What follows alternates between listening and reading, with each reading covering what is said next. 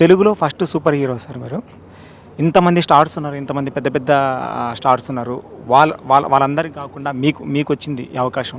మీరెలా అనిపిస్తుంది? మీకెలా అనిపిస్తుంది? అది చాలా చాలా ఆనందంగా ఉందండి. అట్ ద సేమ్ టైం ఒక బాధ్యతగా కూడా ఫీల్ అవుతున్నాను.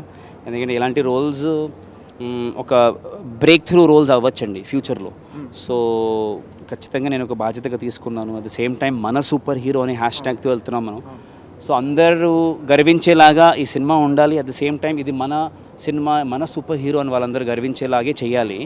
సో నేను ఇది ఒక అట్మోస్ట్ బాధ్యతగా తీసుకుంటున్నాను. అందుకే నా డయట్ అవ్వచ్చు, నా వర్కౌట్స్ అవ్వచ్చు, అన్నీ కూడా నేను చాలా ప్రాపర్గా చేస్తున్నా. ఎందుకంటే చూడగానే ఫస్ట్ అవును ఇతను నిజంగా సూపర్ హీరో లాగే ఉన్నాడు అని అనిపించాలి. మీకు ఎలా అనిపిస్తుంది? సో అందుకే నేను దీనికి బాగా కష్టపడ్డానండి. అట్ ద సేమ్ టైం నాకు 18 months ago నీ ఇంజరీ అయిందండి. ACL, మెనిస్కస్ 2 టేర్ అయ్యాయి. టేర్ అయ్యి రికవర్ అయ్యి మళ్ళీ ప్రాక్టీస్కి వస్తే మళ్ళీ టేర్ అయింది.